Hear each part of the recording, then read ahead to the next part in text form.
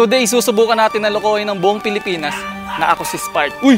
Ba't ikaw yung nag-intro? Di ba channel ko to? Today, susubukan natin mapaniwala na siya yung totoong Spart. Pakilala ko pala sa inyo si Sir Israel Fabro.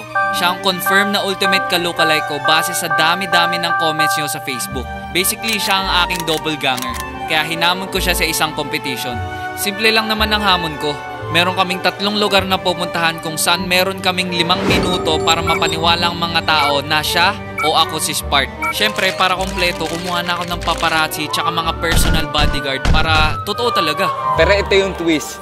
Kalbo na ako ngayon kaya meron siyang malaking advantage. Kaya ito pre, if ever ikaw yung mas maraming mapaniwala na ikaw yung totoong ako, ikaw yung totoong Spart, mananalo ka 10,000 pesos. Kung ako naman mananalo, do-donate ko yung 10,000 pesos sa charity. Game? Game ka? Game. Game? Game. Game. Level 1, naisip kong dalhin sa Divisoria. Dito kadalasan kasi ang mga mamimili pumupunta kaya sigurado, perfecto para sa panimula. So, andito na tayo sa 168. Medyo marami-rami yung tao dito. Kaya, bibigyan kita ng 5 minutes. Andito yung mga bodyguard mo na. Ito yung challenge Kailangan makipag-TikTok ka sa isang stranger or isang subscriber sa kanta ni Sarah Geronimo. Okay. Ready ka na ba, Tol? Ready na. Kinakabahan ako, pre, para sa'yo, Tol. Kaya, kinakabahan din ako eh. Let's go. Siguro mag-start tayo magtanong-tanong. Hanap tayo siguro nung medyo bata-bata. So, andun na sila. Magsisimula na si Israel. Tapos nasa likod lang tayo. Ang diskarte ni Israel ay magtanong-tanong muna sa paligid kung may subscriber na mabilis lapitan para game agad sa TikTok challenge. Miss, excuse. May kilala kang Spart? Spart mo lang. Spart? Wala kang kilalang Spart? May kilala po kayong Spart? Spart? Tingin niyo po. Tingin niyo. Maybe. Yes. Baby Spart? Kapansin-pansin na habang naglilibot, may ibang nagpapapicture pa talaga. Pero mas maraming nagdadalawang isip o kayang nahihiyang lumapit. Kilala ba si Spart? Subscriber ka ba ni Spart? Ayan, pinapollow mo ako. Dito tayo. Okay lang po ba dito? Papaturo po sana ako. Maybe this time. Yung naganon-ganon. Alam niyo po yun? Yan. Papaturo sana ako. Okay na. Sige po. Ano sa tingin mo nangyari sa mukha ko? kay Sir Israel, ano nangyari? Baka nagti-TikTok na sila ngayon. Tas gano'n. 1, 2. Sorry. Ulit. Hindi kasi ako dancer eh. Kaya kailangan talaga magaling magtuturo sa akin eh. Paubos na rin ang oras niya kaya sumubot pang lumabas si Israel. Kaso puro tingin na lang ang natatanggap niya. Kaya nung pumatak ng 0 ang timer, bumalik na agad siya para ibalita kung ano yung nangyari. Palpak yung natin, yung challenge natin.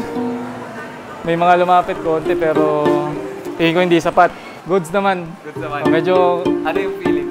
Medyo nakakapa kasi hindi ako sanay sa ganun eh. Hindi ka sanay. Oo, hindi ako sanay sa ganun. First time ni Israel sumabak sa social experiment na ganito, kaya no surprise nakabahan siya. Pero nice try. Ngayon, it's my turn. At ang aking location ay sa Tutuban Center. Sa mga solid na taga Manila dyan, malamang alam nila tong mall na to. Okay, guys. Andito na kami ngayon sa Tutuban. Yung pinapagawa niya sa akin na TikTok is tiramisu cake. Gagi. 10,000 pesos ang nakataya. Hindi biro to na pera. At mas lalong hindi biro matalo na kamukha ko. Kaya sineryoso ko talaga. Oh, kuya. Basta. Kuya, may challenge ako, kuya. Sama ka. Kaya mo ba? Sasayaw lang tayo. Sayaw tayo, kuya. Gusto mo? Tumatakbo na ba oras ko? Tumatakbo na ata yung oras ko. Walang tao, bro. Yo, bros! Ayun, nag-challenge. Nag-challenge na siya. Nagka-challenge na ata sila doon. Pre, okay lang ba, pre? May ano kasi ako, tol. Approach lang ako sa inyo saglit. Kailangan ko manalo sa kamukha ko eh. Ngayon, yung kailangan ko gawin, kailangan ko makipag-TikTok ng tiramisu cake. Yun ba? Yun, okay ba yun? Okay ba yun? Pre, sige na. Pagbigyan mo na ako ngayon. Ano lang yun? Gano'n lang yun, oh. Tiramisu cake. Init na init, nagtitiramisu cake kayo doon. Tiramisu cake. Tiramisu cake. Tiramisu cake. Yan. Game? Game? Tiramisu cake. Tiramisu cake. tiramisu cake, tiramisu. Okay. Let's go! Let's go, Gregor! Thank you ah. Natapos ko ang challenge. Something na hindi naging successful si Israel. Kaya medyo gumaan yung loob ko kahit konti. Pero para sigurado na panalo talaga ako sa round 1, sinubukan ko pa rin pumasok sa mall para magtanong-tanong. Magkano pa yung butas? 100 po isang butas. Vlogger to ba eh? Smart po. Nice to meet you. Pinapanood ko eh. Pinapanood kita eh. Hello po. Nice to meet you po. Picture naman. Okay lang po ba masama sa video? Sige po, okay lang. Sige. Ano masasabi mo doon? Medyo nasasaktan ako kasi marami na nagpapapicture kay Idols. Nasasaktan na siya guys, nasasaktan na. I guess it's now safe to say na panalo ako sa round 1. Ang daming nalito nang magsama kaming dalawa. Ngayon na tapos na tayo sa first location. Napansin ko talaga na diskarte rin talaga eh. Meron kasi gayahin yung vibe. Pero yun yung magiging challenge mo. Kundi mapupunta yung pera sa charity. Ikaw, Round 2, pupunta tayo sa isang parte ng Maynila na alam kong marami talaga ang dagsaan ng tao. Sa Quiapo.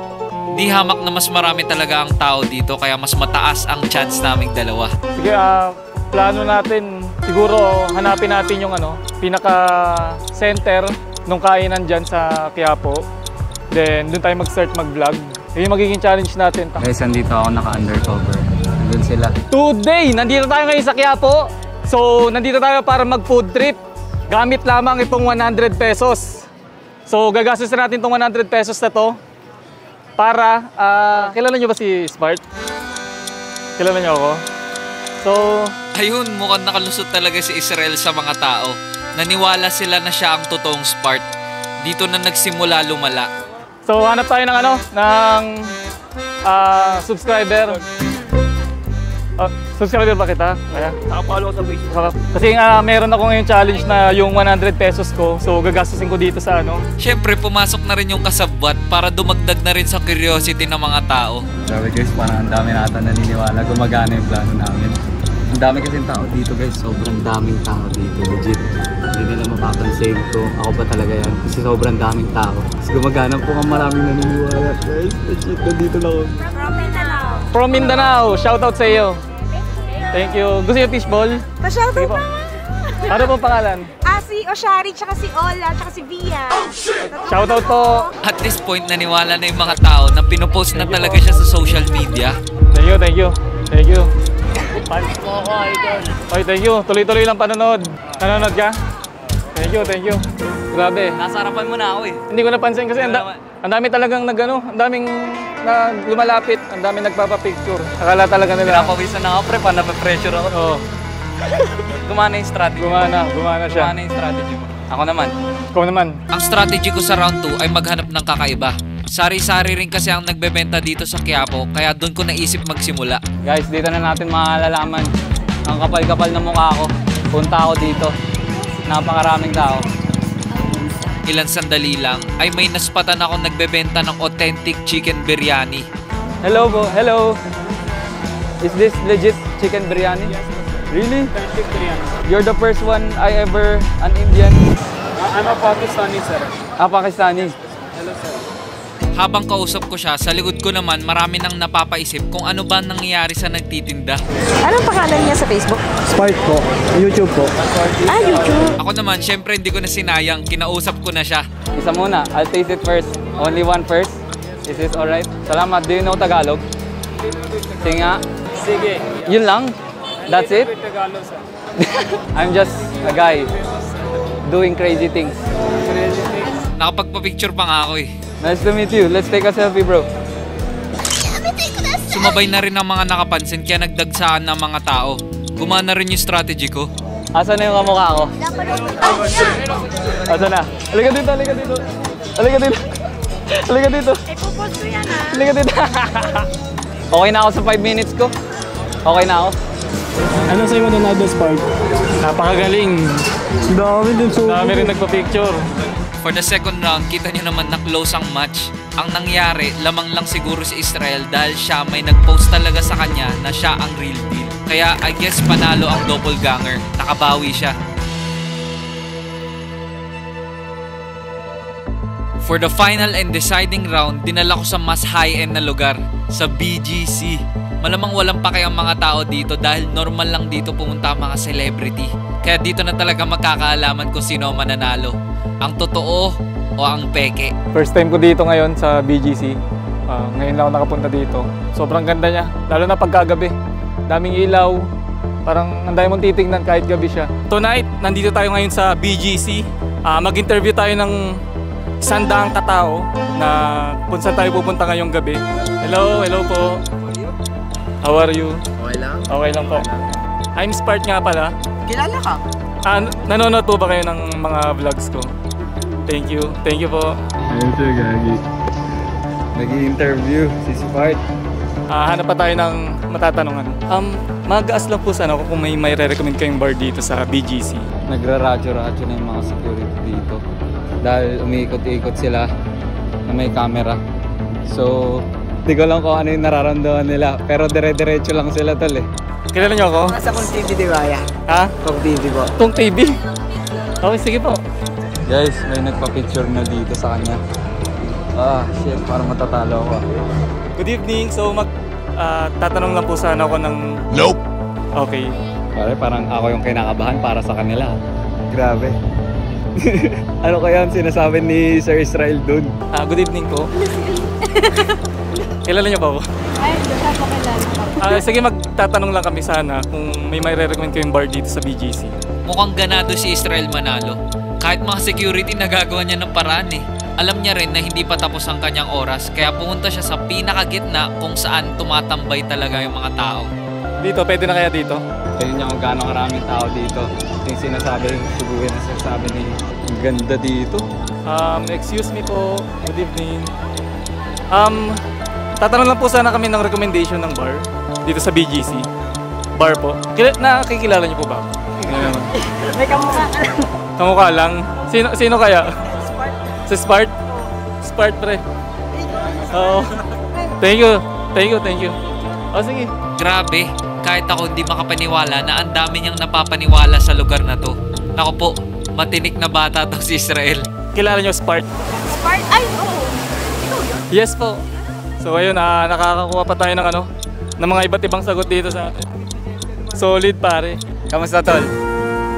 Kamusta yung naging diskarte mo? Alam mo, pinapanood kita eh, pero hindi ko lang kung anong nangyayari. Gusto ko malaman ilan yung nagpa-picture sa'yo. Kasi, grabe yun. Hindi ko mabilang kung ilan. Di mabilang. Sus! Di mabilang? Weh! Oh, shish talaga. Marami? Marami talaga. Weh! Marami nagpa-picture? May video, pwede mo panoodin. Pressure. Kuya, marami nagpa-picture. Marami. Sa kalukalay ko. Ang dami. Naka? Ito na ang last and final round. Ang mindset ko dito ay manalo, kaya kailangan kong mahigitan ng ginawa ni Israel. Kung hindi, 10k ang lalabas sa bulsa ko. Patay tayo dyan. The only way to do this is ilabas ang kakulitan. Yun lang ang paraan. Hello po mga sir. Meron po kasi akong challenge na ginagawa. Maaari po bang mamumukhaan niyo ako somehow sa buong buhay niyo po? Mamumukhaan niyo po ba? Yamete kudasai. Hindi. Nope! Thank you po. Dito na tayo sa market. Guys! Meron po akong 5 minutes para magpapansin! Kamukha ko ba siya? Tanong ko lang. Ayun o. Kamukha ko. Kamukha mo, boss. Kamukha ko. Arawan lang. Sana matalo ko yung kamukha ko. Thank you. Tara. Huwag kang mahiya, men. Huwag na kang mahiya. May challenge ako tol eh. Kalaban ko yung kamukha ko eh. Ayun o. Yung kamukha ko. Ayun o. Paramihan kami ng pwedeng maloko. Pero siya, ang dami niya naloko kanina eh. Habang nangyayari lahat to, nasaktuhan pang may kakilala yung bodyguard namin na nagse-celebrate rin ng kanyang birthday. Siyempre, nahiya na rin ako hindi makijoin. Dadagdag pa to sa laban ko kay Israel. Picture! Hey! Grabe! Ang liit ng mundo! Ang liit ng mundo kung ganun, no? Ewas! Oh! Let's go! Matatalo ba ako? Thank you, man. Salamat, bro. Hello. Tara, picture po tayo. Pag nanalo ka o pag nanalo ko, may balato tayo. Tigpa 500 sa kanila. Game, ha? Bibigyan natin 1,000. Ikaw magbigay. Kita ba nila ako? Hindi, no?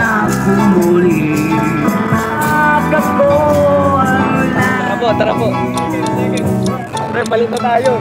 Balik na tayo ulit. Balik na tayo. Tapos na ang 3 rounds at pantay ang score. To be honest, malapit ang labanan kaya para patas, ang nagdesisyon kung sino ang makakuha ng huling round at mananalo ay ang mga mismong nandoon the whole journey. At sila ang mga shooter na si Brian at Yan Lee at 2 bodyguard. Yung ano kasi natin is padamihan ng nakakilala. Walang makakatalo sa OG. Original pa rin talaga yung mananaig para sa akin hanggang sa ulit. Kaya yun, round 3. Overall para kay Spart. So, ang 3-1. Israel kami. Israel 1. 3-1. Israel 1. 3-1. Okay na? Okay na. Sino magsasabi? Sino Congrats. magsasabi? Panalo ka? Congrats. 3-1. Uy, gogi. Paano naging botohan? Ang ena. 1, 2, 3, 4, 5, 6, 7, 8, 9. Yes! Grabe, tol. Grabe! Sa mga hindi nakaalam, meron akong 3-episode series para dito sa Kalukalike ko na to. At masa-schedule namin to. Meron pang 2 episodes coming, kaya tingnan natin kung anong mangyayari.